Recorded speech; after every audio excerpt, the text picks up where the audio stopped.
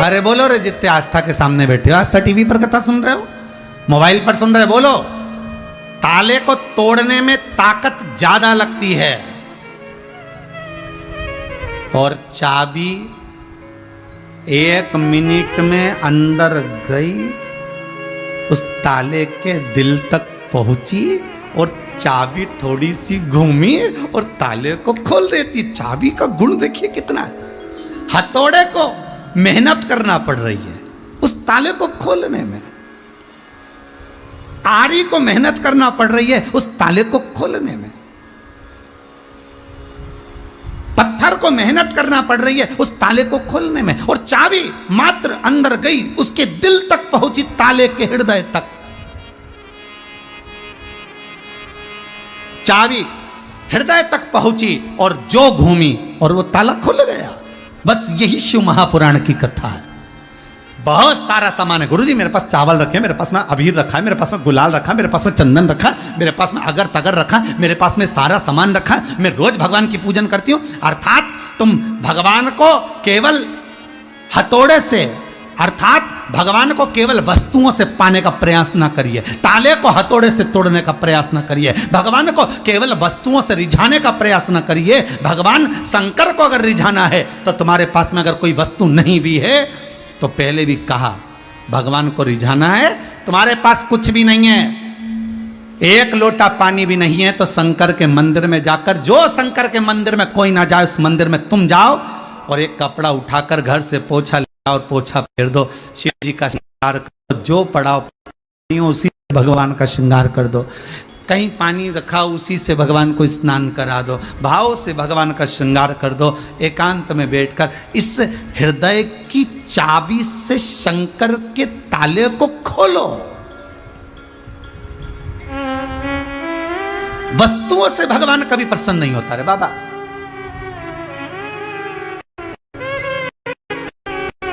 अरे वस्तुओं से कहां प्रसन्न होगा। हमने कई बार है ना, उसके मरने के 30 दिन उसकी राख समेटने के लिए जाते हैं शमशान में। जब राख समेटने के लिए जाते हैं तो साथ में उसको जो जो चीज पसंद होती है ना, वो सब सामान लेके जाते, समोसा, पोया, और समोसा भी उसी दुकान का लेके जाते हैं जिस दुकान का काका जी खाते थे, वही का समोसा, पोहा, जलेबी, और बिस्कुट भी वही लेके जाते हैं जो बिस्कुट काका जी खाते थे, पार्ले जी वाला नहीं, 2020 वही बिस्कुट ले जाते जो बिस्कुट काका जी खाते। काका जी को जो जो पसंद आता था सब ले गए, और बाद में ऐसी 3 पाए की डंडे पे एक मटकी रखकर, छेद कर कर रखकर, वहाँ पर कंडा जलाकर, धूप छोड़कर, सारा पोहा, जलेबी, समोसा सब रखा। रखते से ही सब चल दिए। छोटे से बच्चे ने अपने पिताजी का हाथ खींचकर बोला, पापा देखो दादाजी आ गए। पीछे पलट कर देखा तो कुत्ता सब कुछ खा रहा था। निवेदन है, बाद में जीवों में अपने पूर्वजों को देख रहे हो, बाद में पूर्वजों को अपने इन जीवों में ढूंढ रहे हो, उससे अच्छा है जब लोग जिंदा हैं उनका आदर करो। जो माता पिता जीवित हैं उनका सम्मान करो, उनका सत्कार करो, उनका आदर करो, उनको प्रणाम करो, नमन करो।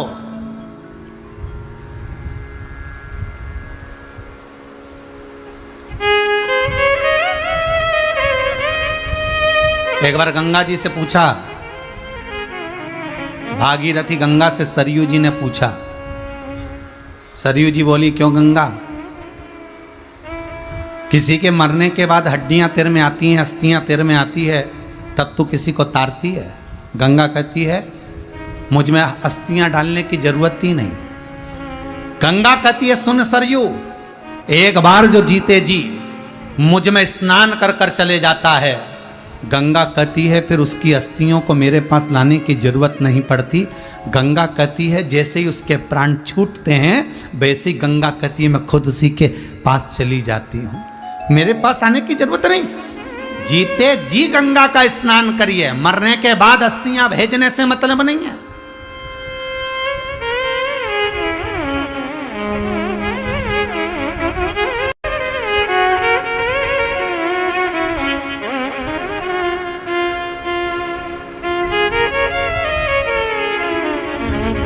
हम जीते जी स्मरण नहीं कर पाए।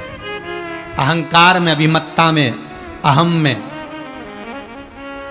हम डूबे रहे, और वो अहंकार, वो अभिमत्ता, वो अहम हमारा इतना था कि हम भगवत भजन में डूब ना पाए। हम वस्तुओं में भगवान को ढूंढ रहे हैं, हम वस्तुओं से भगवान को रिझा रहे हैं। और भगवान तो भाव का भूखा था। विदुर जी के घर में गए और विदुरायन ने एक बढ़िया जोरदार पलंग बनवाया था। उस पलंग में नई नई निवाड़ रस्सी बंधवाई थी, और भगवान जैसे पहुंचे, विदुर जी तो थे नहीं, विदुरायन घर पर थी। सुध भूल गई विदुरायन,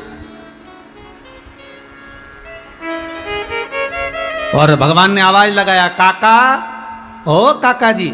और विदुरायन दौड़ कर आई। जो दरवाजा खोला, भगवान कृष्ण को जो देखा, द्वारका नाथ को जो देखा, विदुरायन की सुध चली गई। मेरा भगवान आया। अब वस्तु नहीं है विदुरायन के पास, पलंग बिछाना था। नया वाला पलंग खड़ा हुआ था, उसके पास में पुराना पलंग रखा हुआ था, और विदुरायन ने तुरंत नया पलंग बिछाने की जगह पुराना पलंग बिछा दिया। और पुराना पलंग बिछाकर विदुरायन बोली, प्रभु बैठिए। भगवान ने कहा, इस पे? विदुरायन बोली, नया है। भगवान ने कहा, नया ऐसा है तो पुराना कैसा होगा? पुराने पलंग की जो रस्सियां थी, निवाड़ थी, उसको 10-12 जगह से 14 जगह से ऊंदरा ने, चूहे ने कतर दिया था। रस्सियां नीचे लटक रही थी, और भगवान से कह रही, बैठो, नया है। भगवान मन में सोचे, नया ऐसा है तो पुराना कैसा होगा? अरे बैठो। भगवान के इस पे, विदुरायन के, नया है, तुम्हारे लिए तो बनवाया, बैठ जाओ। शुद्ध नहीं है। और भगवान बैठ गए। बेटे का रस्सी पर नहीं बैठे, आसपास में जो लकड़ी की पाटी थी, उस पाटी पर भगवान बैठ गए। तो विदुरायन बोली, थोड़ा अंदर खसक के बैठो, रेशम की रस्सी लगवाइए। भगवान जैसे ही अंदर खस के, भगवान के भजन के कारण जो 14 जगह से चूहे ने रस्सी काटी थी, सब टूट गई, और भगवान अंदर फंस गए। भगवान के पांव उधर, भगवान इधर, बीच में लटके द्वारका नाथ। विदुरायन ने पूछ लिया, कैसा लग रहा है? भगवान बोले, ऐसा लग रहा है कि 100 किलो की कपास पे बैठा। विदुरायन बोली, अच्छा लग रहा है ना, अब मैं तुम्हारे लिए कुछ खाने का लाती हूँ, कुछ पाने के लाती हूँ। और भगवान बोले, रहने दे, क्योंकि भगवान को लगा कि बिठाया ऐसा है तो खिलाएगी क्या, कहीं भाटा वाटा नहीं उठा के लिया है, इसका क्या भरोसा। तो भगवान कह रहे, नहीं नहीं, मैं तो खाने का लाऊंगी। अंदर गई और केले उठा के लाई 2 दर्जन, और कहती जा रही है,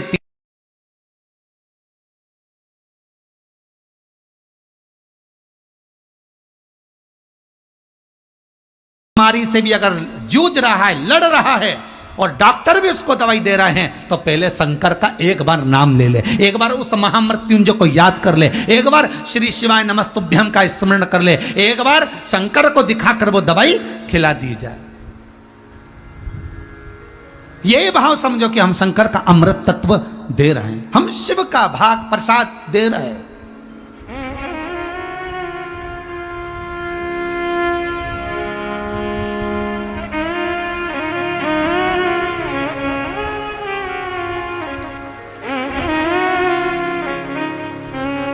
भोला है मेरा शंकर। एक बार किसानों से परेशान हो गए इंद्रदेव। इंद्रदेव परेशान हुए तो इंद्रदेव के पास में जलदेव ने आकर कहा, ये किसान कहते पानी छोड़ो, इनके कहने पे पानी बरसाओ, और कभी कहते पानी बंद कर दो, तो पानी बंद करना पड़ता। इंद्र को गुस्सा आ गया। इंद्र ने जाकर सारे किसानों से कह दिया, अब 12 साल तक मैं पानी नहीं बरसाऊंगा, जाओ तुम्हें जो करना करो।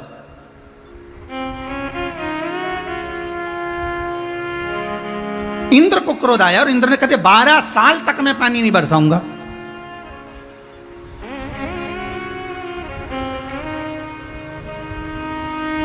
सबकी सब परेशान होकर देव ऋषि नारद के पास गए। नारद जी बोले, क्या है? इंद्र गुस्से में आकर उन्होंने कह दिया 12 साल पानी नहीं बरसाऊंगा पृथ्वी पे। अच्छा, सारे किसान भूखे मर जाएंगे, पृथ्वी का क्या होगा, क्या खाएंगे? नारद जी ने कहा, चिंता मत करो, तुम सब शंकर जी का भजन करो। सारे किसान लग गए, अपने अपने घरों में शंकर जी का भजन करने लगे, शिव का स्मरण करने लगे। शंकर भगवान के पास इंद्र ने जाकर कहा, मैं बहुत परेशान हो गया था इन किसानों से, इसलिए मैंने 12 वर्ष का नियम लिया, 12 वर्ष पानी नहीं देना। आप भी मना कर देना अगर आपके पास खबर आए तो।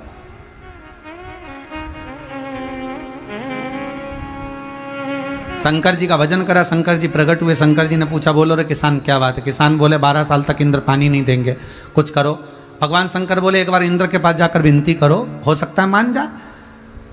इंद्र के पास वापिस पहुंचे तो इंद्र से कहा आप मान जाइए, इंद्र से क्षमा मांगी तो इंद्र ने कहा मैं क्षमा तो कर दूंगा, मानता हूं, अगर शंकर जी अपना डमरू बजा देंगे तो मैं पानी गिरा दूंगा। इंद्र ने जैसे ही किसानों को कहा, दौड़ के इंद्र शंकर जी के पास गए, भोलेनाथ जी मैंने वर दे दिया, पानी डमरू बजेगा तब, डमरू मत बजाना, 12 साल मेरे वचन को निभा लेना। इंद्र कहता है मेरे वचन को निभाना, 12 साल डमरू मत बजाना। शंकर जी बोले ठीक है। किसान वापिस आ गए, किसानों ने शंकर जी से कहा डमरू बजा दो। शंकर जी बोले मैंने नियम लिया है कि 12 साल तक डमरू नहीं बजाऊंगा। सारे किसान पार्वती जी के पास पहुंच गए। अब मां तो मां होती है। शंकर जी के परिवार में सबसे बड़ी बात तो यह है कि शंकर जी पे जब हम जल चढ़ाते हैं ना, तो केवल अकेला शंकर पे जल नहीं चढ़ता। शंकर जी के चरणों में जहां से पानी बहकर निकलता, वहां राइट हैंड में गणेश, लेफ्ट हैंड में कार्तिक, जहां पर शिवलिंग रखा है वो माता पार्वती का हस्तकमल, शिवलिंग के रूप में शंकर, ऊपर से एक एक बूंद जो जल की धार बह रही है वो शंकर जी की 5 लड़कियां, जया, विषहरा, सामरीवारी, दोतली, देव।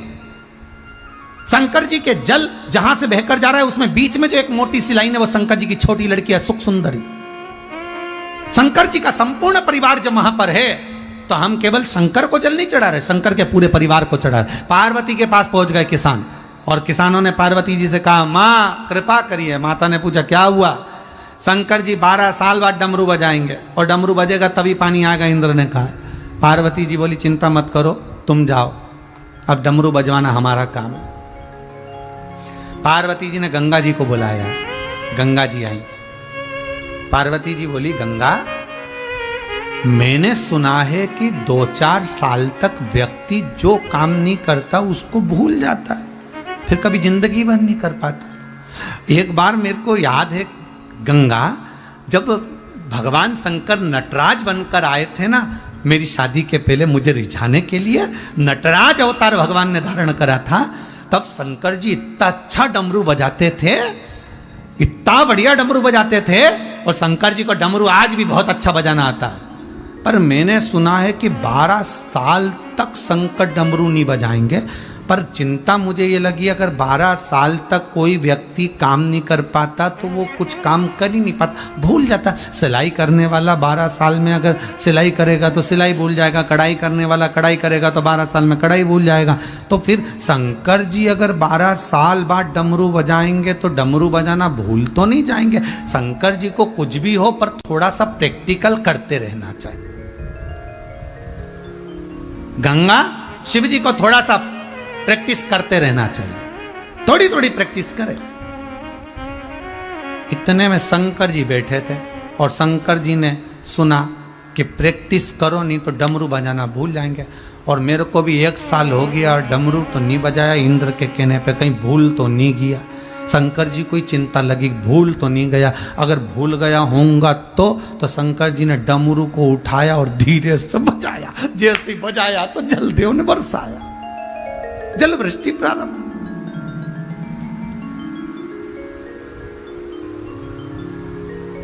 और जल वृष्टि हुई, डमरू बजते। बस वही तुम्हारे भीतर हो। परमात्मा को पाने की ललकता वस्तुओं में नहीं हो सकती। आप दिल से भगवान शिव को रिझाओ, वो डमरू बजाने को तैयार बैठा है, वो डमरू का नाद करने को तैयार बैठा है।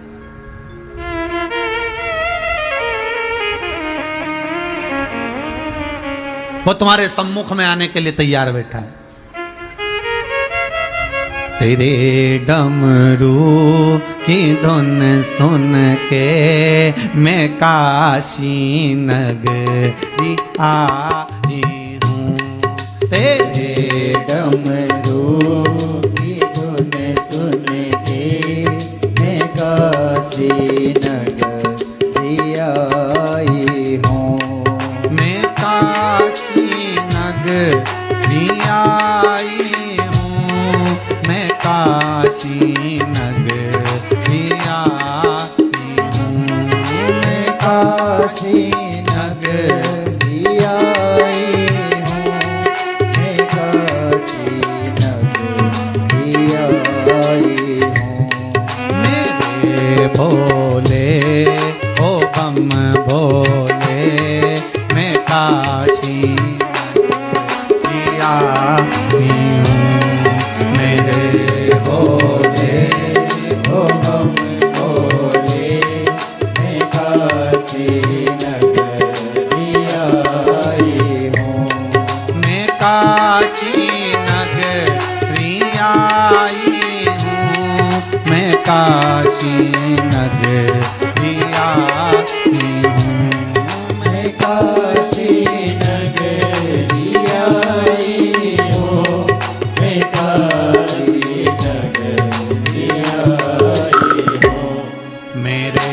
बोले ओ बम बोले मैं काशी नगरी आई हूँ मेरे बोले ओ बम बोले मैं काशी नगरी आई हूँ। जय हो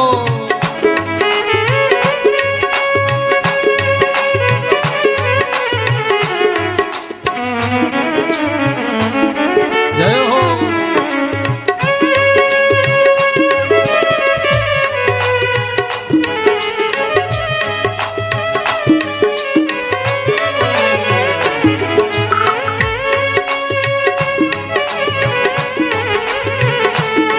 आओ बोले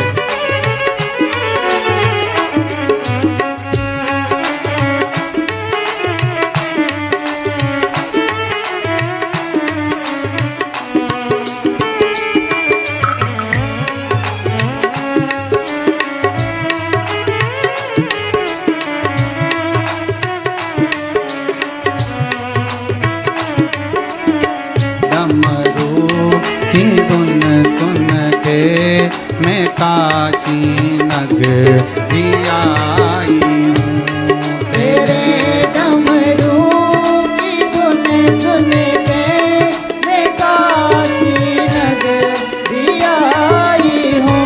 हर महादेव भगवान अगर डमरू का नाद करें, डमरू का यदि नाद करें शिव, और उस डमरू के धुन पर भी भगवान भोला है, शिव बड़ा भोला, उसके बराबर दुनिया में कोई नहीं। सहज भोला, सरल भोला।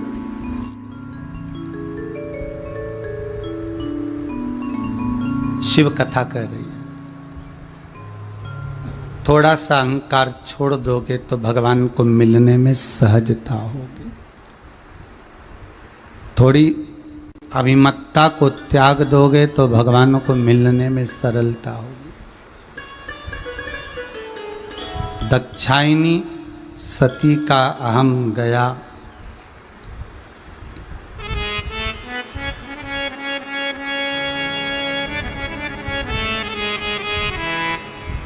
जिसके दरवाजे का अहंकार था दक्ष प्रजापति के अहंकार। दक्षायनी को अहंकार किस बात का था कि मैं दक्ष की बेटी हूं, मैं दक्ष की पुत्री हूं।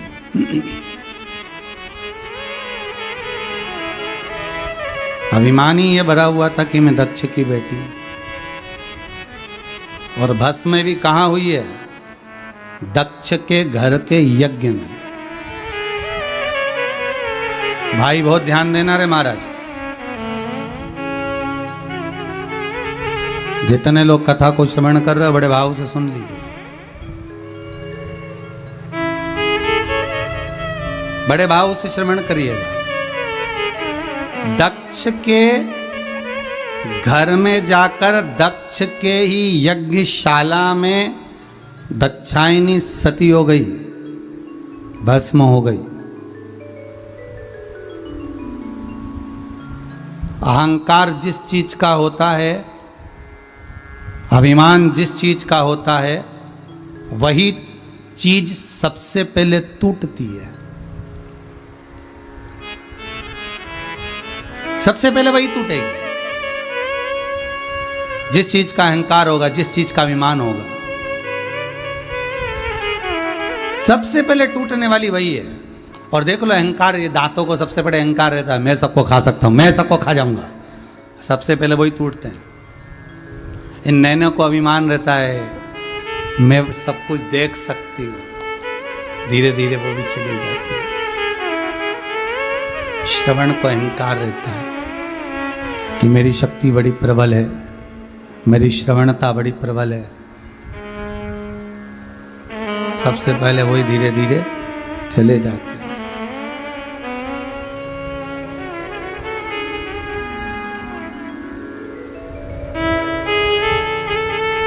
जिस जिस चीज का अभिमान आपके भीतर है, वो सारा अभिमान की वस्तुएं सबसे पहले छूटती है।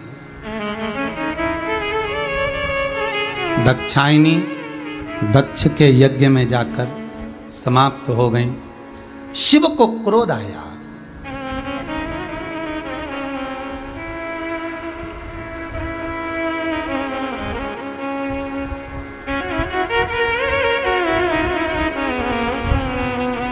शिव को क्रोध आया।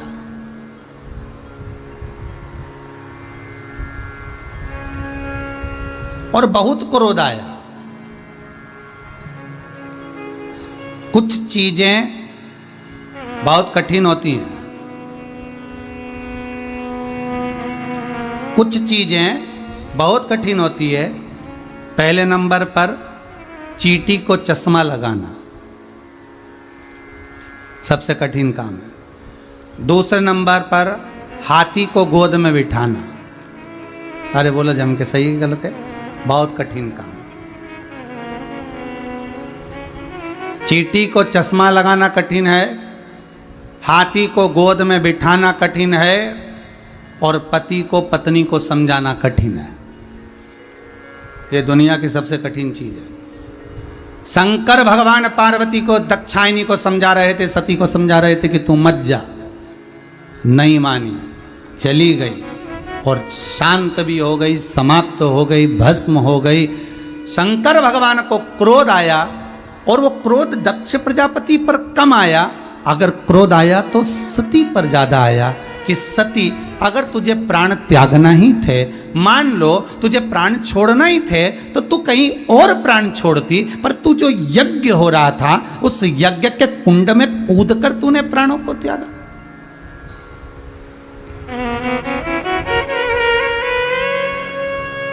यज्ञ के कुंड में कूद कर तू प्राणों को त्याग रही। हे सती, जरा विचार तो करना था तेरे को। शास्त्र कहता है, हिंदू धर्म कहता है, हमारे वेद और पुराण कहते हैं, कहीं यज्ञ हो रहा हो, अनुष्ठान हो रहा हो, सत्कर्म हो रहा हो, भजन कीर्तन हो रहा हो, कोई पुण्य का कार्य हो रहा हो, बन सके तो उसमें सहयोग प्रदान करना, अन्यथा उसमें जाकर आप अर्चन उत्पन्न मत करना। पर दुनिया के लोग इतने विचित्र पैदा हुए हैं कि जब कहीं डिस्को हो रहा हो, रात्रि को शादियों में खूब पार्टियां हो रही हो, तो दुनिया के लोगों को कोई ऑब्जेक्शन नहीं होता, कोई फर्क नहीं पड़ता। पर कहीं सुंदरकांड का पाठ हो रहा हो, रामायण हो रही हो, भागवत हो रही हो, गीता जी हो रही हो, स्मरण हो रहा हो, तो दुनिया के लोग पहले से फोन लगाना चालू कर देते हैं। आवाज धीमा करो, साउंड कम करो, ये कम करो, प्रचार कम करो। अरे भाई, शिव महापुराण की कथा कहती है, जैसे जंगल में शेर धाड़ता है, सिंह की गर्जना से छोटे छोटे जीव भाग जाते हैं, उसी तरह शिव महापुराण की गर्जना से हजारों लाखों जो रोग व्यक्ति को ग्रसित करने वाले होते हैं, काम, लोभ, आसक्ति, व्यसन आदि आदि जितने रोग हैं, परेशानियां, ये सब भाग जाते हैं। ये सब भाग जाते हैं।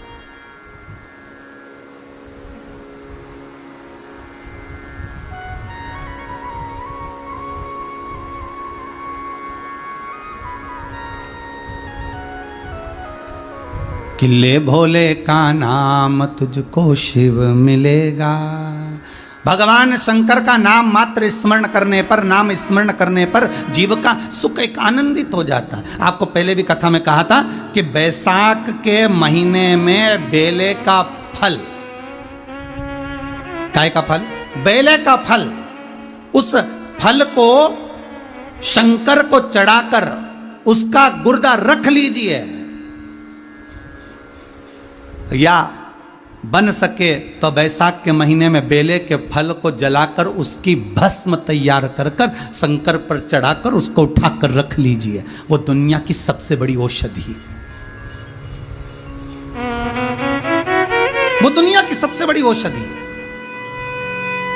बैसाख के महीने में एक बेल का फल अगर आपको कहीं मिल जाए तो उस बेल के फल को सुखाओ, सुखाकर उसको पीस लो, और पीस कर या उसको जलाकर उसकी भस्म तैयार कर कर शंकर पर चढ़ा दो। चढ़ाने के बाद उसको उठा लो, उतार कर एक डिब्बी में भर के रख लो। कभी जीवन में ऐसा लगे कि बहुत भारी रोग आ रहा है, ऐसा लग रहा है कि शरीर में, उदर में, पेट में कोई ज़्यादा तकलीफें बढ़ रही, एक चुटकी वो भस्म बस शंकर का नाम लेकर धारण कर लीजिए, आपको आनंद की अनुभूति हो जाएगी, कोई औषधि लेने की जरूरत नहीं पड़ेगी। शिव का स्मरण मात्र सुख का देने वाला।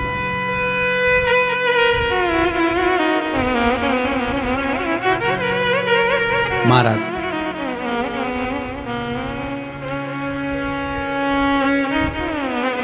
शिव महापुराण की कथा कर रही है। अगर तुम्हें भस्म होना ही था सती दक्षायनी, तो और कहीं जाकर भस्म होती तो चल जाता, पर आपने यज्ञ के अंदर कूद कर आहुति दे दी अपने शरीर की। ये ठीक नहीं है, ये श्रेष्ठ नहीं है। कभी भी सत्कर्म की जगह पर अच्छे काम कहीं हो रहे हो, कहीं भगवत स्मरण हो रहा हो, भगवत भजन हो रहा हो, नाम जाप हो रहा हो, नाम कीर्तन हो रहा हो, ऐसी जगह पर जाकर कभी अड़चन उत्पन्न मत करना, कभी ना करिए। और प्रयास करिए कि अच्छा भजन कीर्तन नाम जाप होता रहे। प्रयास ये करिए कि अच्छे काम होते रहे।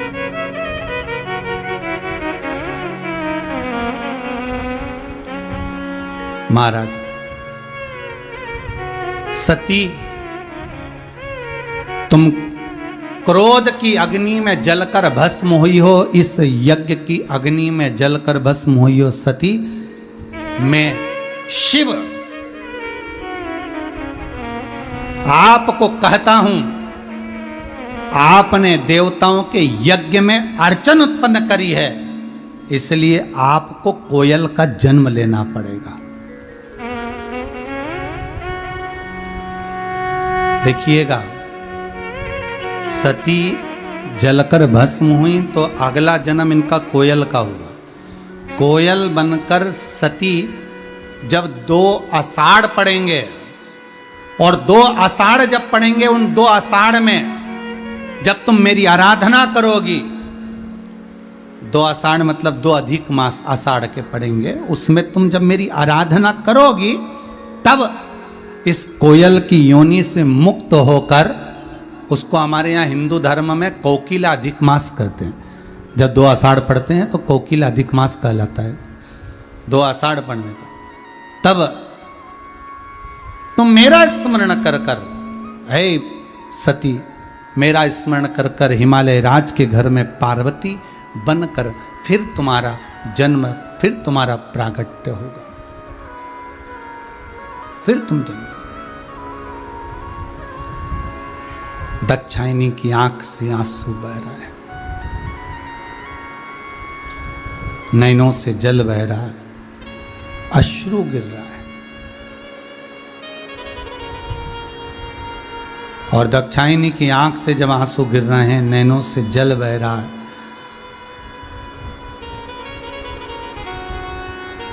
कि मैं कोयल बनूं, ठीक है, पर आपसे तो मैं वंचित रह जाऊंगी,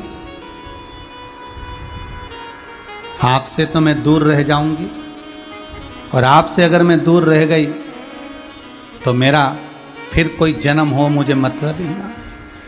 शिव जी ने कहा,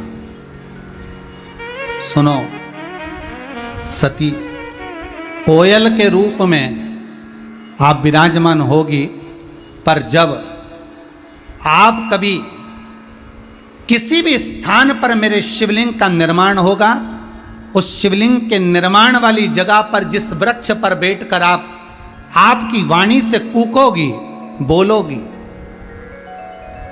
जिस शिवलिंग के स्थान पर विराजमान होने के बाद अपनी वाणी से जब आप कूकोगी, बोलोगी, तब मेरे ही पद को प्राप्त कर कर मेरा ही दर्शन नित्य पाओगे, नित्य। एक बहुत सुंदर बात है महाराज जी, अगर आप लोगों ने ध्यान देंगे, कोयल जब अपनी वाणी से कूकती है ना, कोयल जब अपनी वाणी से कुछ पुकारती है ना, तो उस कोयल को रोका नहीं जाता है, प्रसन्न होना चाहिए। क्यों? कोयल जब अपनी वाणी से कूकती है, पुकारती है, तो कोयल को उतनी देर के लिए शंकर का दर्शन होता है। उतनी देर के लिए शिव, हे दाक्षायणी, तुम कोयल का जन्म पाओगी। तुम्हारी वाणी जब निकलेगी, तुम्हारी वाणी से जब तुम संबोधन करोगी, तब मेरा दर्शन पाओगी। जब उसको याद आती है, दाक्षायणी को, सती को जब शिव की याद आती है, वो कूकती है, आवाज लगाती है, शंकर उसके सम्मुख में होते। मेरा निवेदन केवल कोयल से ही नहीं, मेरा निवेदन आप सबसे भी है। जैसे कोयल एक पक्षी होकर दाक्षायणी कूक कर भी भगवान को पा लेती है, आप और हम अगर एक बार दिल से, हृदय से शिव को पुकारेंगे तो क्या शंकर नहीं आएगा? एक बहुत सुंदर बात कहें आपसे, ये कोरोना वायरस की गति और प्रार्थना की गति, आपके भजन की गति, भक्ति की गति, इन दोनों में तीव्रता किसकी है? जम के बोलिए। कोरोना वायरस जिस रफ्तार से फैल रहा है, शिव महापुराण की कथा कहती है, आपकी भक्ति, भजन, नाम जाप में वो बल है कि कोरोना वायरस जिस रफ्तार से फैल रहा है, उससे 1000 लाख गुना रफ्तार आपकी प्रार्थना में, आपकी भक्ति में, आपके मंत्र में होता है। इतना बल।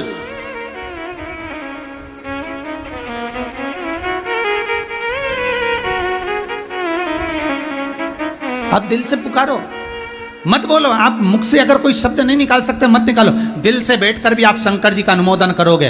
कोई बीमार भी है, उसके लिए प्रार्थना करोगे। कहते हैं कोरोना वायरस दुनिया का दुख जिस रफ्तार से चलता है, उससे 1000 लाख गुना ज्यादा तेज रफ्तार से हमारे दिल की प्रार्थना चलती,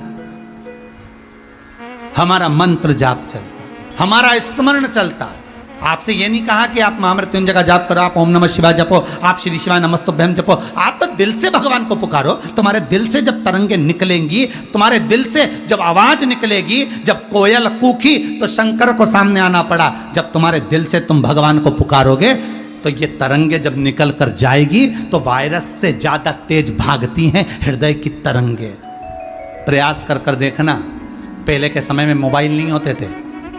पहले के समय में आप किसी को याद करते थे, बहुत दिन हो गए, वो जीजी नहीं दिखी, और मालूम पड़े कभी कभी ऐसा होता था कि या तो उसका पत्र आ जाता था या जीजी घर पे आ जाती थी। ये दिल की तरंगे होती थी। पहले ये मोबाइल नहीं होते थे, पहले फोन नहीं होते थे। ये दिल से याद किया जाता था और सामने वाला व्यक्ति सामने आ जाता था।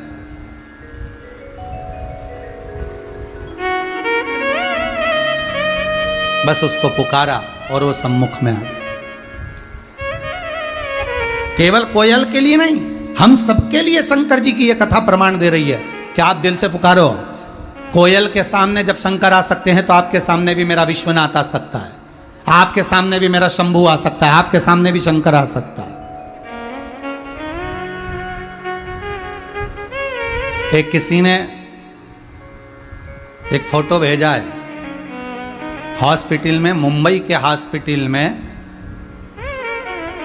रूम के अंदर जिस व्यक्ति को ऑक्सीजन लग रही है और वो व्यक्ति जो तड़प रहा था, उस व्यक्ति के सामने टीवी पर यही शिव महापुराण जो ये राजगरिया परिवार करा रहा है, वही शिव महापुराण की कथा उसके सामने चल रही है। और उसके शरीर की गति देखिए, उस व्यक्ति की धैर्यता देखिए।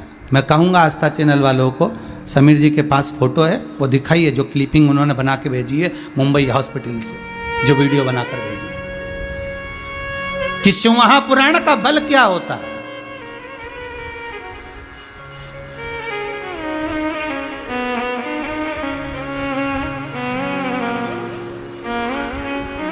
शिव महापुराण की भक्ति का बल क्या होता है।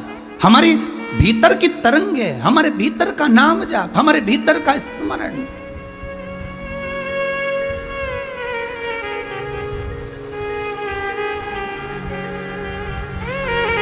और वो नाम जाप का फल महाराज। आप ना, हम फिर कहेंगे आपको, हम फिर कह सकते हैं, अभी मंदिर बंद हैं, सारे देवालय बंद हैं, मान लो आप नहीं जा सकते, आप नहीं पहुंच सकते, तो आप अपने दिल से तो पुकार सकते हो उस शंकर को।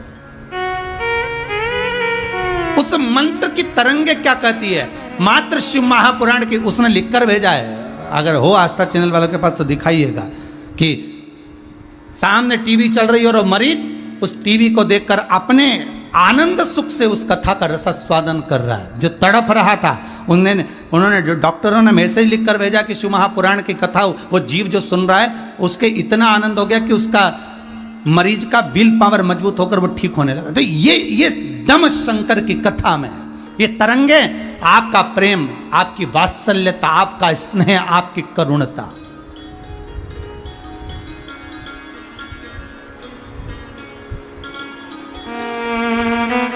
वायरस से ज्यादा तीव्र है आपकी प्रार्थना, वायरस से ज्यादा तीव्र है आपकी भक्ति, वायरस से ज्यादा तीव्र है आपका भजन, वायरस से ज्यादा तीव्र है आपका स्मरण। एक बार नेत्र बंद कर कर आप दिल से उसको पुकार कर देखना। कोयल तो कूकती है तब शंकर सामने आते हैं, आप तो दिल से उसको पुकार कर देखिए, वो सामने खड़ा मिलेगा। उसको पुकारो। तेरे दरबार की बाबा निराली शान देखी है, तुझे देते नहीं देखा पर झोली भरी देखी। उसके भाव, उसके भजन में एक आनंद की अनुभूति है, एक उत्साह की अनुभूति।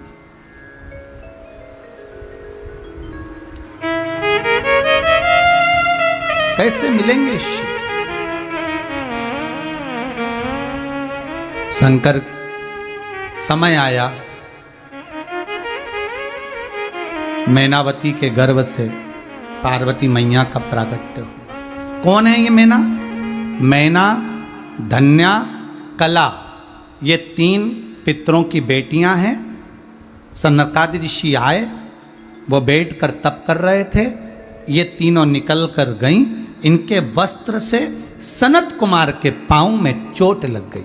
पहले जो वस्त्र होते थे उसमें रतन लगे होते थे, जैसे इसमें कांच लगा है, उसमें झामर झुमका लगा होता था। तो माताएं जब चलती थी तो वो झुमका, जो साड़ी में, वस्त्र में, लहंगे में जो सामग्री लगी होती थी, आभूषण लगे होते थे, उससे सनत कुमारों को चोट लग गई।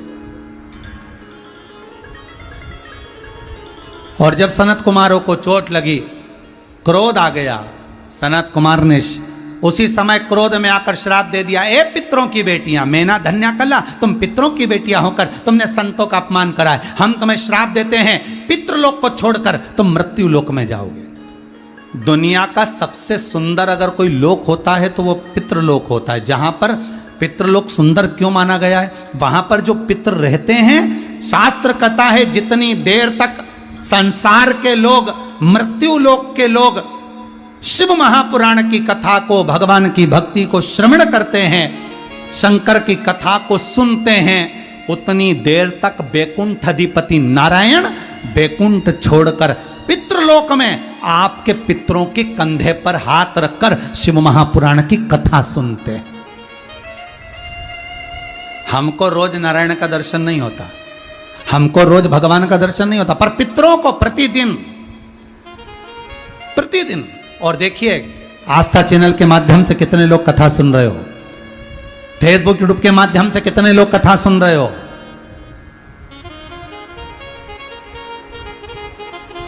कितने लोग कथा ऑनलाइन श्रवण कर रहे हो, जरा विचार करिए। आप जितने लोग कथा को श्रवण कर रहे हो, आपके पूर्वज जो पितृलोक में होंगे, उनके कंधे पर स्वयं नारायण अपना हाथ रखकर शिव महापुराण की कथा सुनते हुए कहते हैं, देख तेरे परिवार के लोग भगवत भजन, शिव का भजन कर रहे हैं। रामचरितमानस में तुलसीदास जी लिखते हैं, जिसने शंकर का स्मरण करा उसी को राम मिला है, उसी को नारायण मिला है। जो शंकर से वंचित रह गया उसको ना राम मिला ना नारायण मिला है। इसीलिए आप शिव का जब भजन करते हो, शंकर की कथा को श्रवण करते हो, शिव महापुराण की कथा को सुनते हो, पितृलोक में भगवान विष्णु तुम्हारे पूर्वजों के साथ बैठकर आशीर्वाद देते हैं कि तेरे बच्चे खूब फले फूलें, उन्नति करें, तरक्की करें, क्योंकि वो कथा का रसास्वादन अपने पूर्वजों को करा रहे हैं, अपने पूर्वजों।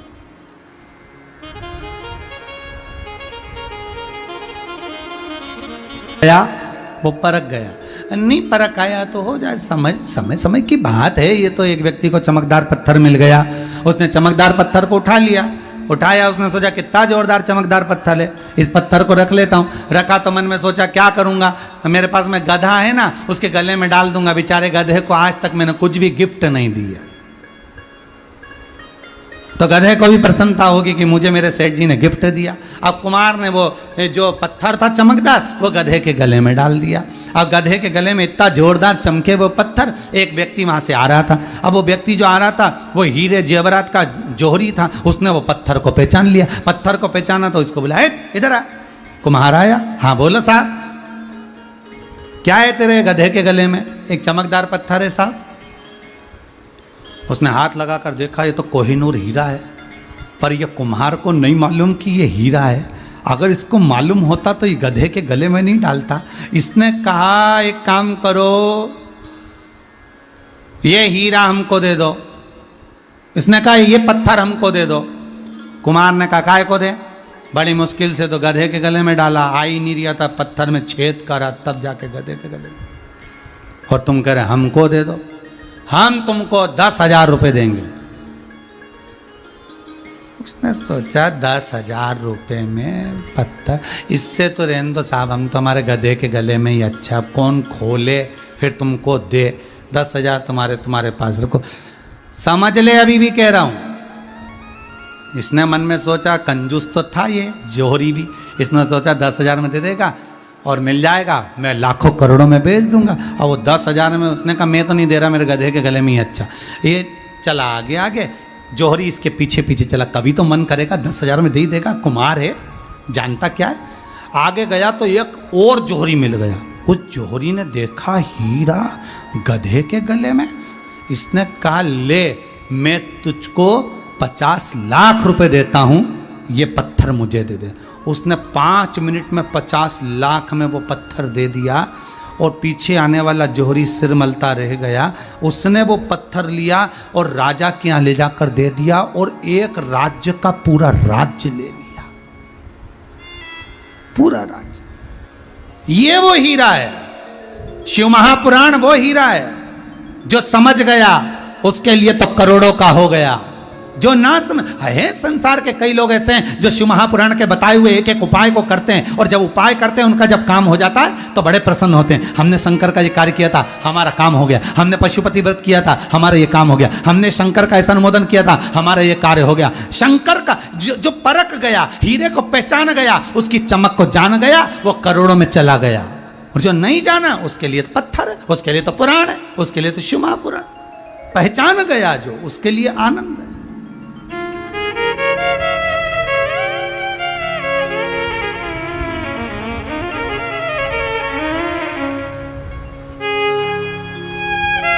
उसको पहचान के नेत्र चाहिए। हीरा को परखइयो राम, कोई नहीं दे। संसार में हीरे का परखदार कहां होगा? भगवान नाम को पहचानने वाला कौन होगा? स्मरण को कौन पहचानेगा? पितृलोक बड़ा सुंदर लोक है, जहां पर देवता बैठकर भगवान शंकर की कथा सुनते पितरों के साथ। पितृलोक से नीचे उतरने के लिए तैयार नहीं थी देवियां, चरणों में पड़ गई। सनत कुमारों के गुरुदेव क्षमा कर दो, हमसे गलती हो गई, आपका अपमान हो गया। संत साधु सन्यासी तपस्वी साधक उपासक विद्वान ब्राह्मण गौ माता घर की नारी, इनका अपमान नहीं होना चाहिए, इनका अपमान ना हो।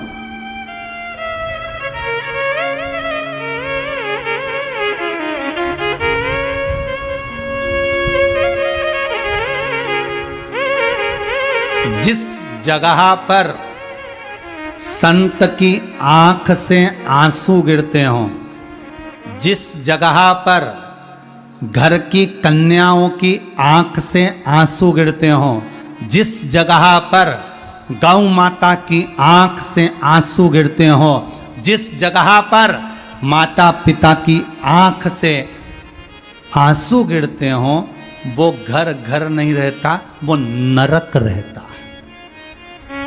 वो घर घर नहीं है, वो नरक है।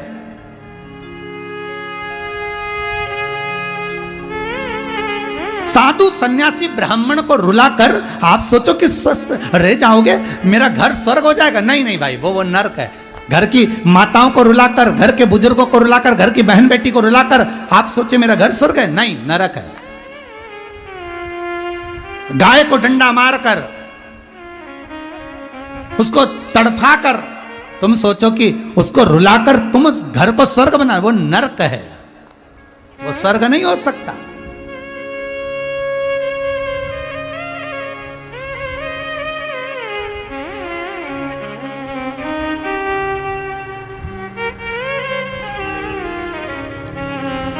महाराज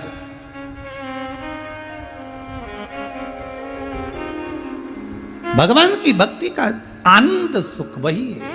मैं फिर एक बार कहा था, पहले भी कहा था कि हम 108 नंबर पर फोन लगाओ तो एम्बुलेंस आ जाती है। बोलो सही है कि गलत है? 108 नंबर पर फोन लगाओ तो एम्बुलेंस आ जाती है, और वही 108 मनके की माला घुमाओ तो क्या भगवान नहीं आएगा?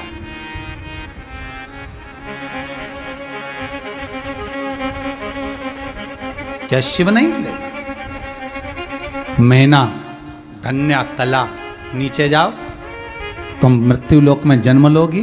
क्षमा मांगा तो कहा 3 देवियां तुम्हारी गोद में खेलेगी। मैना की गोद में पार्वती, कन्या की गोद में सीता, क्योंकि सुनैना बनी थी वो, कला कीर्ति बनी जिनकी गोद में राधा, ये तीनों खेली।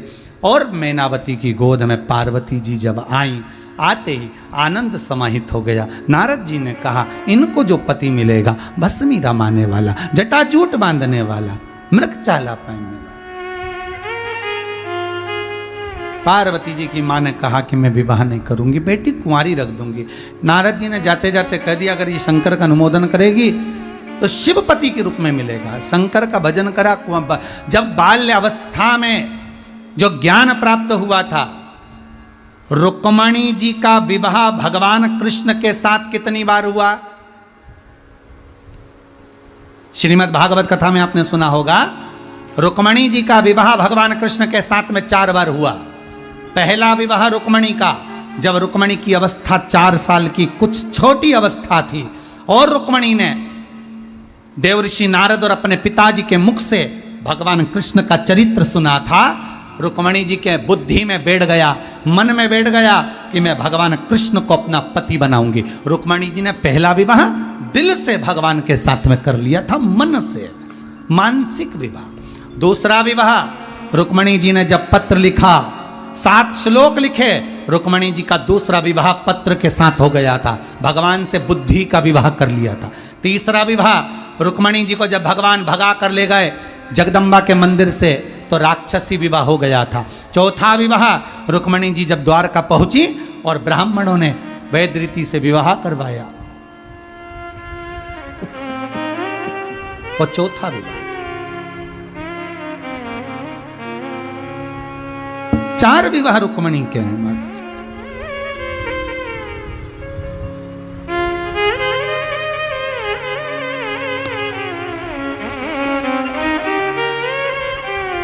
बचपन, जवानी, अधेड़ी, बुढ़ापा, रुक्मणी जी ने चारों अवस्था 4 विवाह में भगवान को दे दी। आप भी दे दो।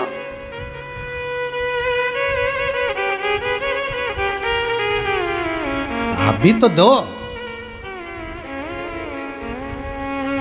एक संत निकल कर जा रहे थे, एक सेठ जी अपने पोते को खिला रहे थे।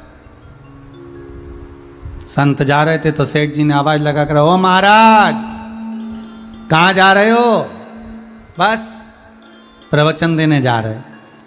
महाराज जी बोले थोड़ा बहुत प्रवचन, सेठ जी बोले हमको दे जाओ। संत बोले हम क्या प्रवचन दें, तुम्हारी गोदी में जो तुम्हारा पोता बैठा है रोज तो प्रवचन देता है तुमको, रोज तो बोलता है बाबा जी बाबा जी बाबा बाबा, रोज प्रवचन तो देता है कि अब हो गई जिंदगी, बाबा बन जाओ, भजन करो, राम नाम गाओ। सेठ जी को बड़ा बुरा लगा कि ये महाराज तो हमको प्रवचन दे गया।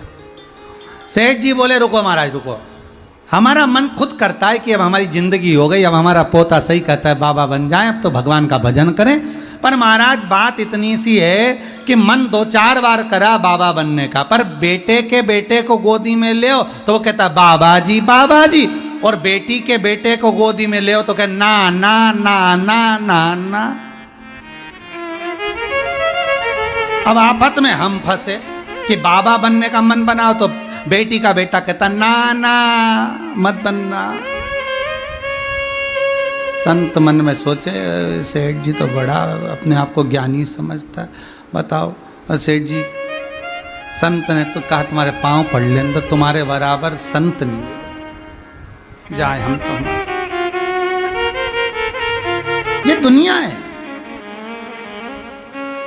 अगर कोई समझाने का प्रयास करे ना तो बहुत इतनी अक्ल से समझाएंगे, अब बहुत बढ़िया, क्या समझाने बैठेंगे, विद्वत्ता।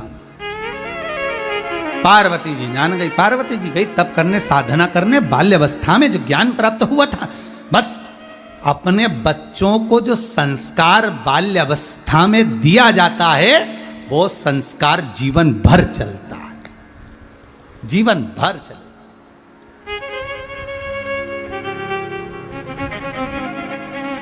फिर बदला नहीं जा सकता, आप दो।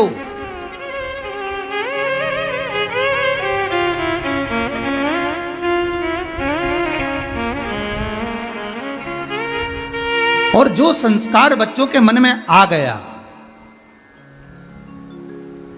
जो संस्कार बच्चों के मन में प्राप्त हो गया बाल्य अवस्था में जब आ गया तो वो सुख दे गया, वो आनंद की अनुभूति करा। और महाराज शिव महापुराण की कथा कहती है पार्वती जी शिव की आराधना में लग गईं, शंकर की भक्ति में डूब गईं, और ऐसी भक्ति में डूबी, ऐसी भक्ति, पार्थिव शिवलिंग का निर्माण करती, पूजन करती, भगवान का स्मरण करती, ओम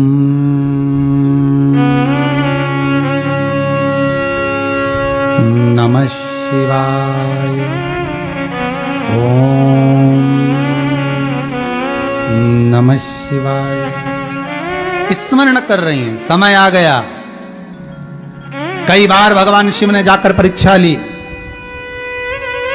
भगवान शंकर तप साधना में लीन थे, कामदेव ने समाधि तोड़ना चाहिए, भगवान शंकर के तीसरने द्वारा कामदेव जलकर भस्म, कामदेव जलकर भस्म, समाधि।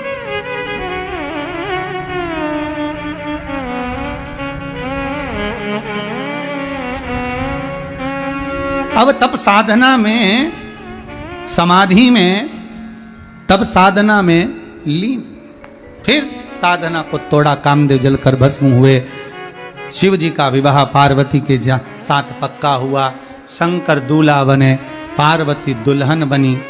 शास्त्र कहता है शिव की बारात जहां से चली थी वो शमशान था, क्योंकि शंकर का निवास, दक्ष प्रजापति ने श्राप दिया था शिव को, ए शंकर मैं तुझे श्राप देता हूं, मेरी बेटी के साथ तेरा विवाह हुआ है, मैं तेरा ससुर हूं, पर तूने अपने ससुर का अपमान करा है, मैं तुझे श्राप देता हूं कि तू शमशान में निवास करेगा। शंकर जी बड़े प्रसन्न हुए थे, चलो मेरे ससुर ने मुझे शमशान का निवास तो दिया। शंकर जी उठकर नाचे तो भगवान विष्णु ने पूछा तुम इतना नाच क्यों रहे हो? शंकर भगवान बोले मेरे ससुर जैसा दुनिया में किसी का ससुर नहीं होगा, प्लाट भी दिलाया तो ऐसी जगह दिलाया जहां कोई कब्जा ही नहीं करेगा। अगर मकान मेरा शमशान में होगा तो कब्जा कहां? कथा याद करिए, मकान आपकी पसंद का है, मसान शंकर की पसंद का है। कब्जा कौन करेगा?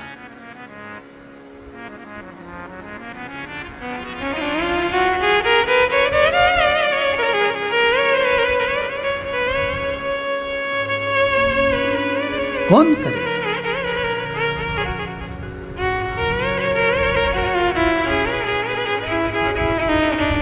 अभी तो पहले होटलें फुल चलती थी, गाड़ियां फुल चलती थी, हॉस्पिटल फुल चलते थे, रेस्टोरेंट फुल चलते थे। इस कोरोना महामारी में शमशान भी फुल चल रहा है।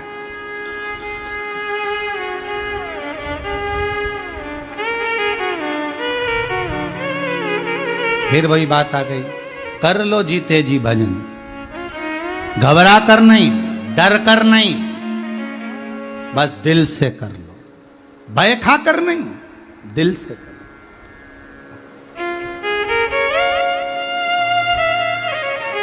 विवाह हुआ, शिव पार्वती जी को लेकर गए। उनके विवाह का कारण केवल इतना था कि तारकासुर का संहार करना था। और तारकासुर कौन? शिव महापुराण की कथा कहती है, ये तारकासुर ने जो वर मांगा था, ब्रह्मा जी से वर मांगा था कि शंकर के पुत्र द्वारा मेरे प्राण छूटे। मतलब समझना कि शंकर का कितना बड़ा भगत होगा तारकासुर, कोई साधारण नहीं होगा।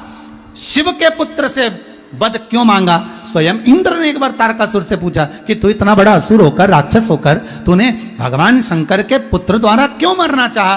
तो तारकासुर ने कहा, शंकर मेरे हृदय चित्त में बसते हैं।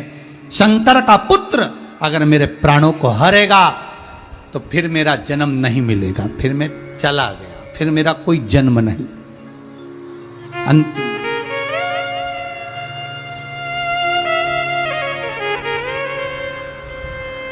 फिर मेरा कोई जन्म नहीं है, बस गया तो गया। आपसे भी निवेदन है, आप भगवान से बहुत भोग विलास वस्तु सामग्री ना भगवान से कहना, अगर देना हो तो दीजिए जन्म जन्म का साथ, बस इतनी कृपा कर, इतनी दया हो, इतनी कृपा हो कि आप और हम दोनों सम्मुख, ऐसी कृपा कर दीजिए। आया समय,